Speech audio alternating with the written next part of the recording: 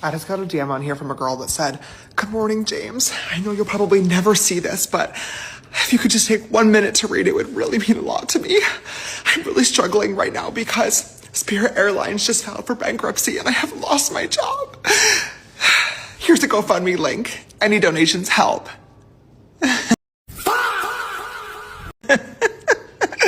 I'm sure they do, sweetheart. I'm sure they do. You know what else would help you? Getting another job. Oh. Yeah, try that. Because in the time that it took you to copy and paste the same fuck-ass message to myself, who you don't follow, by the way, and probably 100 other influencers and celebrities, you could have applied for 100 other jobs, but you didn't because you're a lazy piece of shit. And you're entitled. And you think that influencers and celebrities should fund your life for you. Why would I ever help you? You're not a fan. You don't even follow me. You've never supported me. This is your first time DMing.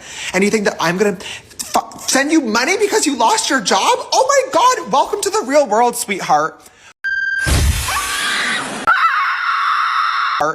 People lose their jobs every fucking day. And you're white, pretty, and able-bodied. It's me. I'm the girl that James Charles talked about in that video. You're in a much better position than a lot of other people out here who are trying clearly much harder to make a better life for themselves. Why would I fucking help you? Aside from that, 17,000 people lost their jobs at Spirit Airlines. Why do you think you need the GoFundMe? I can at least 1% respect the mentality of closed mouths don't get fed, doesn't hurt to try. But honestly, it does hurt to try because now you pissed me off. Okay, I'm not the one. Go find fucking Mr. Reese. This is literally his entire shtick. I'm sure the next YouTube video is literally gonna be like, "I rehired all 17,000 of the Spirit Airlines employees, and it's gonna be the real life Hunger Games. The last one of them to leave the Spirit Airlines plane gets to be the CEO of the new company and gets a house and a car and $10 million that everybody else dies." Go find that video to compete in, baby. I'm not helping you. I'm not fucking helping you. All you did was lost your job, okay? Welcome to the real world. I can at least understand if you were like, "James, I'm a longtime fan. Here's a trillion years of DMs and my support for you. I love you. I'm suffering with a really rare genetic disease that there is no cure for, and I'm trying to raise money for myself and other people that have this." Maybe I would help. Maybe I would help because I love you and I appreciate you. This bitch, you lost your fucking job? What are we gonna do? Nothing! I'm gonna do nothing. You know what you need to do? Go find a fucking new one, girl. Put some effort into the workplace.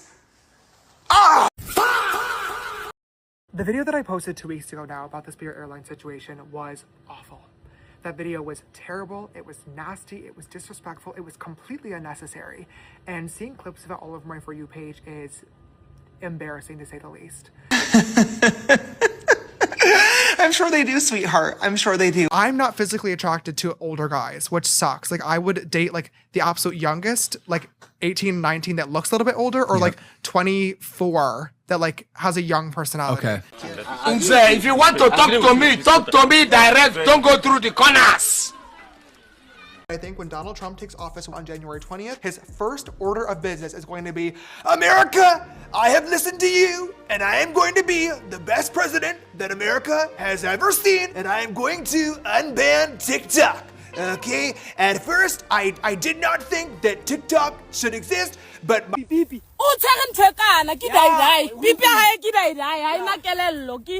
James sides up and says, "Girl, he's so hot." And I'm just like, haha, yeah, whatever, cool. So at that point, that's the only time that we would text was about him saying how hot Evan was, which is whatever. I didn't care. I didn't think anything of it, whatever. So fast forward to October, and me, Evan, Emma, and Brennan all get invited to a birthday party. We get there, and lo and behold, James is there. And Evan and James have not met at this point, obviously. The only thing that's been said is how hot James thinks Evan is, which is fine, whatever. So I see James, I say hi to him, and I introduce them to each other.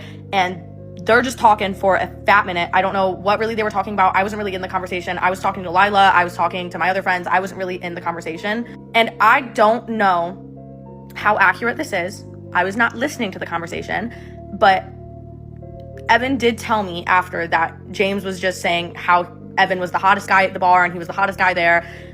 I don't know how true that is. I don't know, but that's what I was told James was saying, is just how hot he was. And once again, I brush it off. Haha, funny, whatever.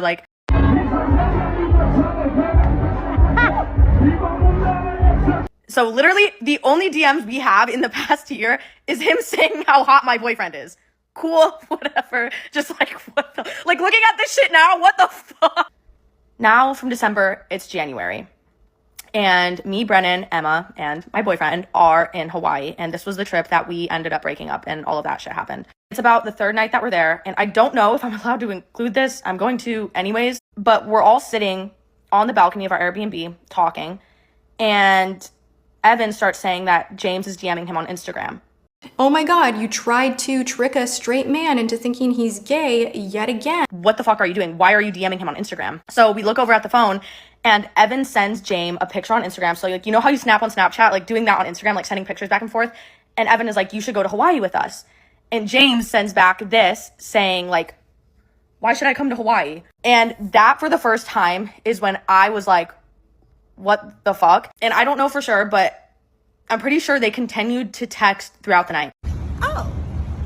As many of you guys know, about 2 years ago now, I was involved with a very public online scandal in which some fellow YouTubers made some very serious accusations against me. And within the past couple of weeks, similar accusations are being made again. And I think it's very important that I get on camera and talk to you guys honestly about what is going on.